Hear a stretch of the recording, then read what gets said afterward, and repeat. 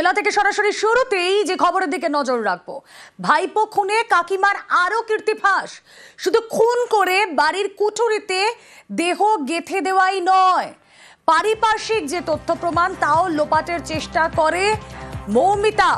স্কুটারে করে মালদা থেকে তুলে নিয়ে যায় সাদ্দাম।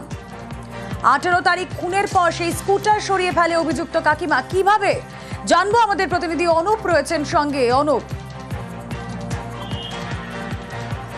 একদমই দেখো রুমেলা, 18 তারিখে এই যে ঘটনা ঘটেছিল সেই ঘটনার পরে কিন্তু 19 তারিখ যেটা পুলিশ সূত্রে জানা যাচ্ছে যে 19 তারিখে এই মৌমিতা সে তপনে তার বাড়ি থেকে বালুরঘাটে আসে সেই স্কুটার নিয়ে। সেই সাদ্দাম যে স্কুটার নিয়ে মালদা থেকে তপনে এসেছিল সেই স্কুটার নিয়েই সেই মৌমিতা তপন থেকে বালুরঘাটে আসে এবং বালুরঘাট থানামোড় সংলগ্ন এলাকায় এসে তার এক আত্মীয়কে ফোনে ডাক দেয় এবং তার হাতে সেই স্কুটারটি দিয়ে বলে যে তার স্বামী কয়েকদিন পরে এসে স্কুটারটা নিয়ে যাবে।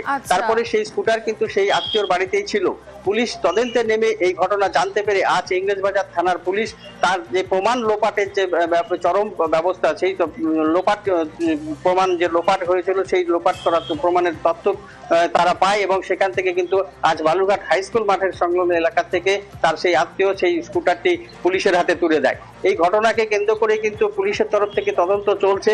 আরো প্রমাণ কি রয়েছে তার কাছে সেই বিষয়ে কিন্তু তদন্ত করছে ইংরেজবাজার থানার পুলিশ। রুমেলা, বেশ।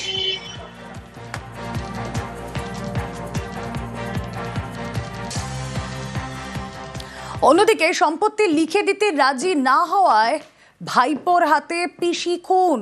নদিয়ার চাপড়ায় চাঞ্চল্যকর ঘটনা। শুক্রবার অঙ্গনওয়াড়ি কর্মীর দেহ উদ্ধার, আজ অভিযুক্ত গ্রেফতার।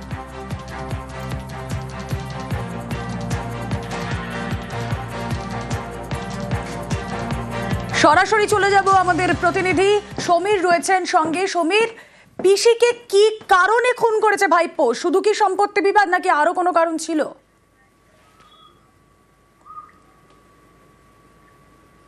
দেখো, প্রাথমিকভাবে পুলিশ যেটা জানতে পেরেছে যে সম্পত্তির লোভে কিন্তু এই খুন। কারণ যিনি খুন হয়েছিলেন মঞ্জুলা দাস, অঙ্গনওয়াড়ি কর্মী, তার 3 ভাই ও আরো এক বোন আছে। এই 3 ভাই কিন্তু ইতিমধ্যে মারা গিয়েছেন এবং আর এক ভাই অসুস্থ। এবং এই বংশের কিন্তু একমাত্র প্রদীপ বলতে গেলে এই রজত দাস, যে যাকে গ্রেপ্তার করা হয়েছে ইতিমধ্যেই, এই হতো কিন্তু আগামী দিনে সমস্ত সম্পত্তির মালিক। এবং সেই কারণেই কিন্তু এই পিসিকে বারবার সে সম্পত্তি লিখে দেওয়ার জন্য চাপ দিচ্ছিল এবং যে ভাগ বাটোয়ারা করে দেওয়ার কথা হচ্ছিল কিন্তু সেটা রাজি না হয় কিন্তু তাকে বারবার হুমকিও দেওয়া হচ্ছিল।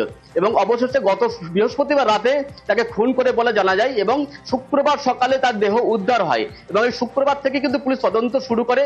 সেই সময় থেকে কিন্তু এই রজত দাস বাড়িতে ছিলেন, কিন্তু পুলিশের সন্দেহ হয়নি তাকে নিয়ে। কারণ কেন সন্দেহ হয়নি? কারণ এই রজত দাস কিন্তু বিভিন্ন স্বেচ্ছাসেবী সংগঠনের সঙ্গে যুক্ত, বিভিন্ন সামাজিক কাজকর্মের সঙ্গে যুক্ত এবং জলঙ্গি বাঁচানোর উদ্যোগেও তিনি নিয়েছেন বিভিন্নবার এবং থ্যালাসেমিয়া আক্রান্তদের পাশেও দাঁড়িয়েছেন। ফলে তার স্বেচ্ছাসেবী ভূমিকা থাকার জন্য কিন্তু পুলিশের বা পারিপার্শ্বিক আশেপাশের লোকের কিন্তু তাকে নিয়ে কোনো সন্দেহ হয়নি।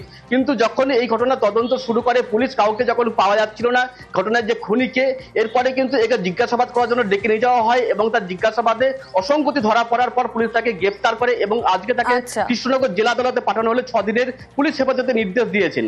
ইতিমধ্যে জিজ্ঞাসাবাদে কিন্তু পুলিশ জানতে পেরেছে যে এই খুন করেছে এবং খুনের উদ্দেশ্য কিন্তু সম্পত্তি হাতানোর বিষয়টি রয়েছে। রুমেলা, বেশ।